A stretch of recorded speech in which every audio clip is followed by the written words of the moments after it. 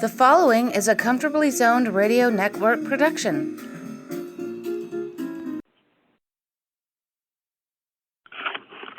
Welcome back to the Retro Rangers podcast. I'm your host, George Grimm, and I'm flying all by myself tonight because Ralph is out celebrating with his girlfriend Tally Olson on the news that Tally's sister Lois is in remission from cancer. So we wish them well and continued health to Lois. And I'm pleased to welcome Wyatt Unger, who is going to try to teach me everything he knows, or at least some of what he knows, about analytics in hockey. Okay, welcome to the show, Wyatt. Thank you, George. I'm very happy to be here, and it should be a good show. I mean, I'm here to tell you about analytics, but I think the knowledge learned of the show will be a two-way street, because you've been watching Rangers hockey a lot longer than I have. Okay.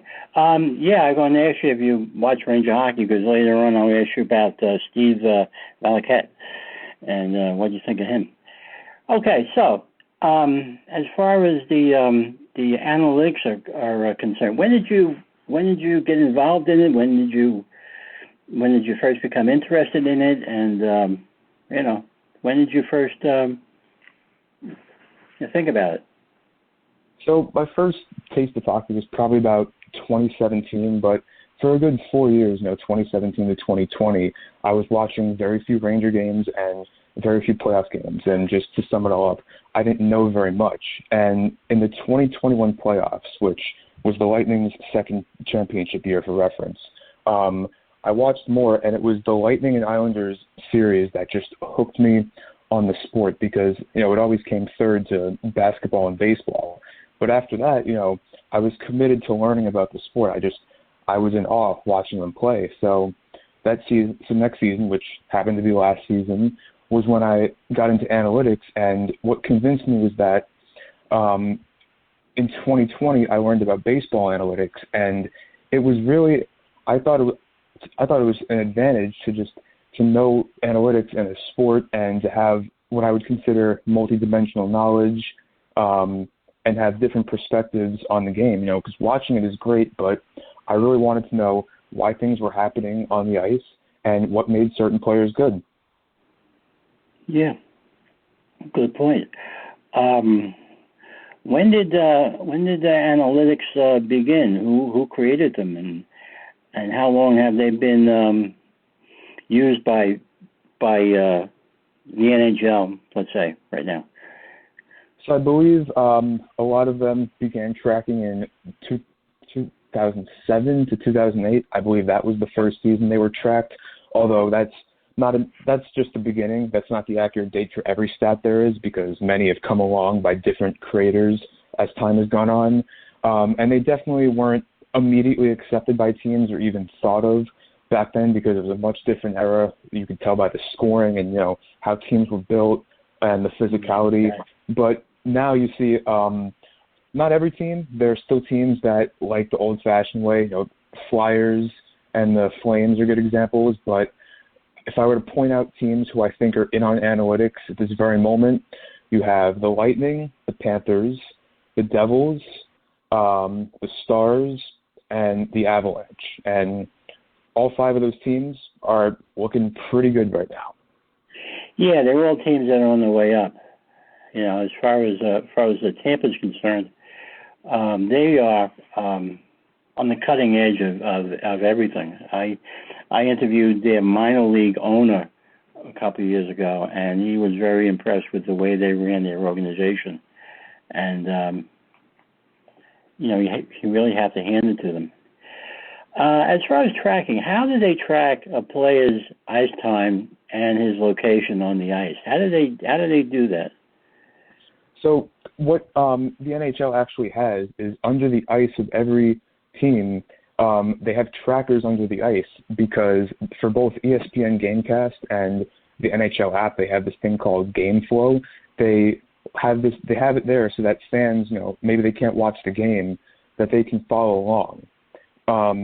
And all these results, they get uploaded, and then there's a site called Hockey Viz, V-I-Z, and all the advanced stats that we'll get into in a little bit, they're able to visualize them on a chart, which has really, from what I can see from public opinion, they've done a great job at publicizing analytics, because the first thing that people really look for when they first get into this is they want it to be aesthetically pleasing. They want it to, if they can see it and understand it easier than if it were just a bunch of words and a bunch of numbers, then they might warm up to them a little bit more.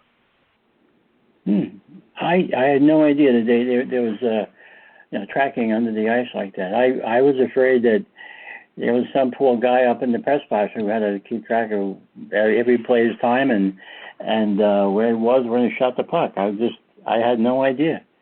That's something. I'm impressed. I didn't think hockey was that advanced. Okay.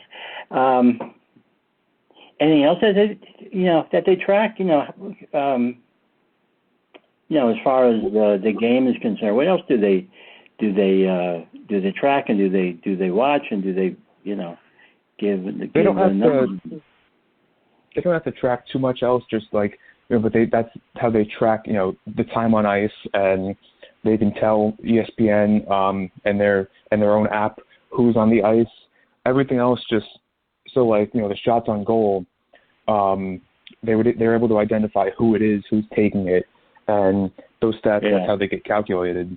But they also have people in the stands as well, or probably the press box to getting a better look at that. And that's why you see so many stat corrections. Sometimes secondary assists will be added, but that's more from the people in the press box. Okay. Now, does each team do their own analytic, or is it funneled through one company and spread out through the league? I mean, they're all the same stats, but obviously it would just differ on the team's play. But every team there's definitely different levels of analytical departments. I think that's some teams invest more into it, some teams don't really look at it. Flyers probably put nothing into that, and that's why they're on an 8-game losing streak. And then a team like the Hurricanes, so they're up and coming, and it's a nightmare for both of us because we're Ranger fans. But they're going to be a force for a while, and they love their analytics. Yeah, well, you gotta grasp onto the future trends. It's the way of the future, and if it's going to help you win, you should do it. I mean, don't fight it. I mean, the old school NHL is a thing in the past. All the old GMs are fading away, and you got the new guys coming in, and they all see the value of analytics. Is there anything else that you would improve upon on the analytics? I think that you really have to learn so much about every stat because a lot of it is very context based. You can't just look at some analytical charts and some shot charts and just know everything, because there's a lot of stuff that has to be taken into account. The one thing I wish that we could do a little better is defense, but the problem is that it's hard to isolate that to one player because, if you have, let's say, your 5 players in the ice, you have one Patrice Bergeron and 4 AHLers.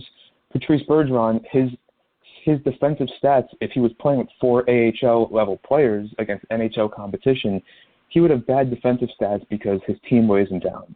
And the same way that, 4 Patrice Bergerons with 1 AHL player, that 1 AHL player would still, have such a negative impact on team defense that those aren't complete stats for if you're evaluating one player. Okay. I kind of understand that.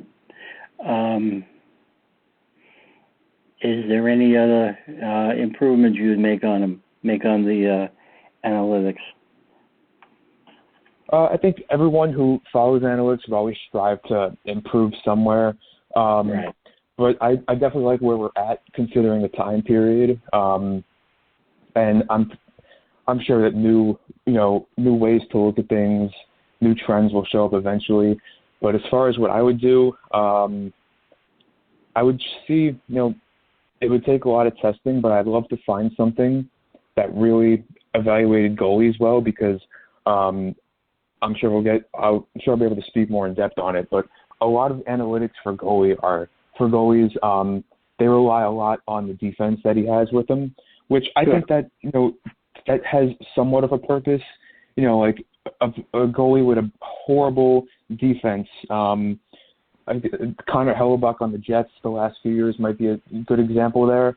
Right. A lot of his regular stats may be tanking, but if you look at his analytics, he's right up there with what with how an average goalie would be expected to perform with that defense. And on the flip side, a great defensive team like the Bruins, what analytics will do is, they expect a lot more out of Linus Ullmark because he's not faced with as great shot quality because he has a defense that doesn't allow insane shot quality. Yeah. Well, that's been the case forever. I mean, the goalie is only as good as the team in front of him in most cases. I mean, look at Jacques Plante when he came to the Rangers. He was a Vezina winner up in Montreal, and he came to the Rangers, and he was a bust because he had the Rangers in front of him, and he didn't have the Montreal Canadiens in front of him. He saw more rebounds down here with us, and so it is true. He's only as good as the team in front of him. What's the difference between analytics and Corsi stats? So Corsi is actually a form of analytics. So Corsi is basically, it takes all of the shot attempts that are taken. So this isn't just shots on goal. It includes blocked shots, shots that missed the net, and all the puck movement that is not a pass. And what it attempts to measure is, how many chances is a single player creating for his team when he's on the ice compared to how many he's allowing. So there's Corsi for and there's Corsi allowed. And what it's especially used for is that I think it shows who's the best, who are good playmakers and drive the play much more than something like assist or plus minus would. Because let's take this for example. Let's say you create a chance for a player. You draw two defenders. You make a great pass to a teammate, and then he misses the net. Assists, they're not going to have anything for you there. But Corsi and Fenn are going to show that over time you're going to start getting these assists because of how your passing is. Yeah. And there's also another aspect to that. It's called Fenwick, and the only difference with that is that it doesn't include blocked shots. So it's just shots that miss the net and then shots on goal. And they count it for all of them when a player is on the ice. They're usually for a full game for a team about the mid-40s, I'd say. And then what they do is they put it into a percentage. So let's say a team gets 40 total shot attempts. So they have 40 Corsi, and they allow 20 total shot attempts. That means that for all of the Corsi on the ice for that game, they got 40 out of 60 of them. So they would get a Corsi percentage of 66%. Okay. All right. What about the value of knowing where shots are coming from as far as playing defense and goaltending? That's part of analytics too, right? Let's say Steve Valiquette tells us that the Rangers get more scoring chances from the right face-off circle than from the left face-off circle, and from down low. And is that analytics, or is that just him watching the game? If you can back it up with analytics, then yes, because they have, again, Hockey Viz, they have the shot charts, and I think Evolving Hockey, which is my main go-to. I don't look at Hockey Viz too much, although it's very valuable for certain times. Evolving Hockey also has it. And I believe Money Puck, which is another website for hockey analytics, they will show shot charts. But yeah, it totally has value because so there's a stat, it's called expected goals, and it takes pretty much, it's a model-based metric, and it assigns a numeric value to shots. So it's based on 3 locations: the player's location on the ice, the goalie's location, where they're committing to, and then the location of the shot where it ends up. So player location factors the most into that because, if you get a rebound chance right in the slot, that's probably going to have a high XG. But if you're just taking a contested shot from the blue line, you're probably not going to have that much XG added into it. So that shot location is big because the quality always because it's not accounting for the player's shooting level and the goalie's skill level. It's just accounting for, what type of chance is this that the shooter has, where is it from, what's the likelihood of going in. Okay. Does it track where the shooter shot the puck, high, low, right side, left side? So the expected goal metric, that will be taken into account for, but if you're just looking at a shot chart to see, where the shots are, which the main thing that comes in handy for is you can look at a shot chart for a team when a player is on the ice and when a player is off the ice. So you can see how much they impact, the chances they're getting, but on the flip side, maybe for a defenseman, you can look at how many chances are being allowed when they're on and off the ice. So where the shot goes isn't factored in on those charts. It's just, the quantity of shots, but the quality of the shot is absolutely factored into the expected goal model. Okay. Now, how are analytics used when it comes to making a trade? Is there anything that's used when the GMs make a trade? Some do. I mean, like when the Avalanche got Valerie Nichushkin, I don't think that was a trade, but I think he was released by the Stars or something. Right. And that, let me think of a better example of what a trade. Brandon Hagel. So when he was with the Blackhawks in the first half last year, I believe he had 21 goals because he was on a line with Patrick Kane, and Patrick Kane's a good playmaker. He has a high Corsi for when he's on the ice, and he was getting Hagel some good looks. But that's not what the Lightning wanted Hagel to do when he came to the team. They wanted him to essentially play Patrick Kane's role, and Ross Colton would be playing the role of how Hagel was in the Blackhawks.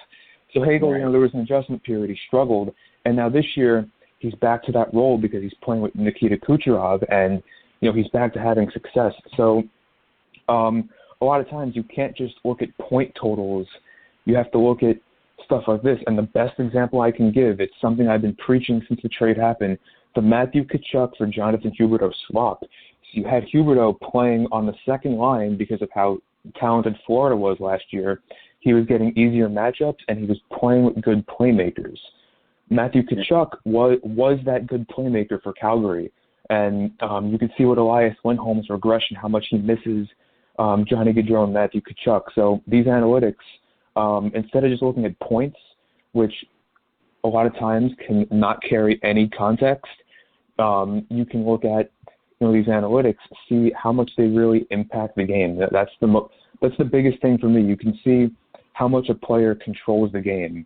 And if they're controlling the game, but maybe the results aren't there because of their situation, maybe they're a third liner for one team, you can make that trade for probably less value than they're worth. And then you can reap the benefits. Yeah, it's true. I mean, some players need someone else to get them the puck. Some players can do it themselves. Some players need those guys on the line to dig out the puck for them and feed them. I mean, some players just can't do it by themselves, and that's just common sense. What about the face-off stats? Is that something that analytics keeps track of, or is that more of a manual operation? You can find, because face-offs, they're again, that goes into the trackers under the ice. They track who's taking the draw, who wins the draw. Well, no, they track who takes the draw, and then the manual scorekeeper will track wins. But face-offs, they aren't too valued within analytics. But if anyone would have an interest in it, I know Evolving Hockey does for sure, and another site which I like, it's called Natural Stat Trick. What they do, what Evolving Hockey does, maybe Natural Stat Trick does it, is they record face-off win percentages in each zone. So they have, center ice, sure. offensive zone, defensive zone. They even have, defensive left side, defensive right side. So they break it down. But as far as how they're used, not very common to find them used. I mean, you want to know who had the lowest face-off percentage last year as a team? It was the Colorado Avalanche. And look where they went. Yeah. Well, it's, what you do with the puck after it's dropped, too. So. Yep. All right. Who's your favorite hockey player? Favorite hockey player? I'm going to go with Jason Robertson of the Dallas Stars. Why? Because it's, again, what I was diving into when I said how I became interested in analytics. He is, for someone who has, multi-dimensional knowledge, they can look at different perspectives in the game. He has to be just the greatest player because, you watch him and he's an exceptional shooter. He works so well with the rest of that first line, Rupe Hintz and Joe Pavelski. They play beautiful hockey. And then, you look at his analytics, and analytically he is one of the best players in the league. Okay. Now they probably look at analytics after the game, right? They don't make these changes in the middle of the game and change lines up based on the results while the game is in process. They wait till they can analyze the facts after the game, right? Yeah, even the most analytical teams, they will if they do make changes to the lines mid-game, they will, use what they're seeing with their eyes. I mean, even me, I don't look at analytics when I'm watching a game. I'll take a look after and see, if it matched up to what I was watching. I feel like, there's a game on the TV and you're pulling up your computer. I think it's a waste personally. Right. What's the average ice time for an NHL player these days? I believe it differs on lines. It also differs team by team. But I would say if you're not including for, a first-line player getting to be on the ice for 5 power plays where they can just sit on the ice because you don't use as much energy, I would say about 20 minutes for the first line, 16 for the second line, probably about 14 for the third line, and then 10 for the fourth line. But this differs because, some teams only send their fourth liners out there for like 7 minutes. And then their first line's up to 22 and the second line's up to 18. And then for defensemen, the league leaders are about 26, 27. I'd say the average for a first pair, 25. They're not playing any less than 23. And then the second and third pair, they're always skewed because you have to use all 6 of your D-men on the penalty kill. On the penalty kill for forwards, there are definitely some exclusions. Like, Connor McDavid, you're never going to see him on the penalty kill. Right. Unless it's an overtime of a playoff game and he can still create something. Yeah. How about mileage?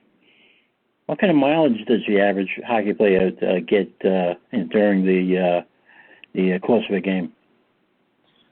I'm not sure. I mean, it also differs on the play style of a player. Are they playing a 200-foot game? Are they not much of a back checker? Yeah. I don't think that's tracked, although I don't think it could be a hard addition with the trackers under the ice.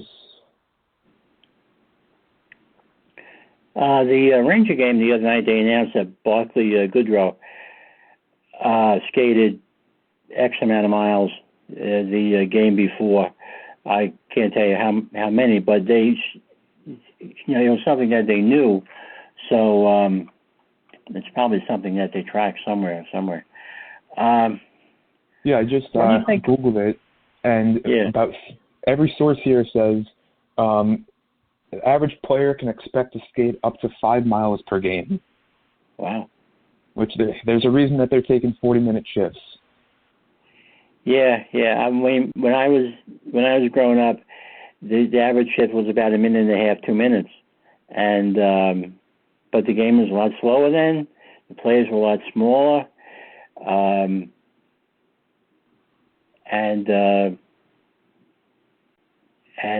like I said, the shifts were longer, and the how can I put it? The urgency wasn't as much as it is now. Now everyone is playing for their job every shift, and back then it didn't seem like everybody was playing for their job every shift. Some guys thought they had it wrapped up, so they kind of coasted, and many of them were Rangers. I admit that, and so that's something that has changed too. The thought process is just so extreme now, because there's also, I'm willing to bet the average shift for, if it's your first line out there, you might let them go a minute, 70 seconds, but so much can change that. There's a lot more penalties now being called, so that always stops the puck. Icing is a lot more common, but the main thing is that what I was talking about with the thought process being extreme. Let's say there's icing or a puck stoppage, and there's maybe it's defensive zone left side, defensive zone right side, offensive zone left side, and offensive zone right side. A coach will pull a line, and they'll put a new line out there, just for a certain situation. And it's not even like we're talking late game. This could happen in the first period. So that's, right. I mean, the total ice time of lines will always add up, but as far as shift by shift, there's a lot of things that can change it. Yeah, well, sometimes a coach wants a certain line out against the other team's line, and the other team might make a change, so he's got to change his lineup. So that's what you mean by things happening very quickly. And coaches are very strict with they set their full lines. Guys know about it. Guys practice with it, and that's that. I mean, you'll see maybe when you're tracking the ice time of lines on Money Puck, which is another website I mentioned a little bit back. You'll see there's the main lines, and then there's like these random pair combinations playing maybe like 40 seconds. He's not gonna, and that's why sometimes you'll see shifts really get carried over into where guys are tired, because he's not going to pull a line if he can't get all 4 guys or at least 2 of the 3 out. Right, yeah. You got to be in the right place at the right time, yeah. So, because, okay, that sounds good. Well, this has been very helpful. You got anything else you want to tell me about stats? Something I haven't asked, something that I don't even know enough about it to ask about. Yeah, maybe I thought a little bit when you mentioned Corsi. Maybe I could have gone a little bit more into that, and just basically maybe a bit of a persuasion if people are a little bit tentative about going to analytics compared to assist and plus minus, which is where most people would typically measure playmaking and driving play. It's just, I feel like assist and points, they just there's so much there's a reason that so many times a player's production will nosedive or one will skyrocket, but if you were following analytics, you could have seen it coming. Things like a secondary assist, you can be at the blue line and just throw it up there. It doesn't even get to the net; it gets blocked, and then one of your teammates gets it, and then he's the one to set up the pass. Right. That gets the assist, but you're still getting a secondary assist. Because I mean, you can also make a great play, and then maybe you're looking at Vasilevsky compared to one of the below average goalies in the league. Maybe you set up that pass, and Vasilevsky makes a save that another goalie wouldn't have. Analytics, the main thing with it is that they're trying to isolate as much as possible. They're trying to make sure that everything has a purpose. Okay.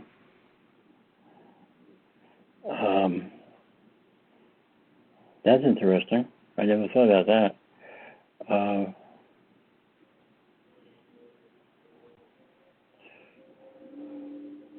Okay, what's your favorite hockey team? I'm a Ranger fan. Oh, okay. Who's your favorite Ranger player? I would probably have to go with Adam Fox. Yeah, okay. Do you think the Rangers need a new backup goalie? I think they can just, go to the AHL, call up Deming, and see what happens because, That's what there have been some games where we either don't score or we just leave Halak out to dry. But you can't tell me that he didn't lose us this game against Anaheim, and you can't tell me that he didn't have other poor performances. So I don't think they would trade for one just because, no one really trades for a backup goaltender mid-season unless there's an injury. Right. But go to the AHL, call up Deming, and see what happens. Yeah. What I think what the NHL should do, they should change the waiver rule that each team would designate a backup goalie, and he can only play X amount of games and in a certain period of time, and he can be sent down to the minors just to get into shape, just to get sharp, as many times. Maybe 2 or 3 times within a period of time, just to stay sharp, so he wouldn't have to pass through waivers and have the chance of losing him. Yeah, and I think that's why you see so many backup goalies play poorly because it's not just that they're bad. I mean, look at Georgiev. Look at where he is now. And then think about the rookies who. They play well in flashes. Like, let's say if someone gets injured, like Pyotr Kochetkov right now, he's been playing great with Anderson injured. When Anderson comes back, maybe they're probably going to trade Ronta because Kochetkov is a guy for the future. But, I wouldn't bet on him being as great when Anderson's back because now his starts are completely spaced out and he's not really building up much momentum. You look at Spencer Knight he's had an up and down career through 3 seasons because he's not always getting enough time. Yeah.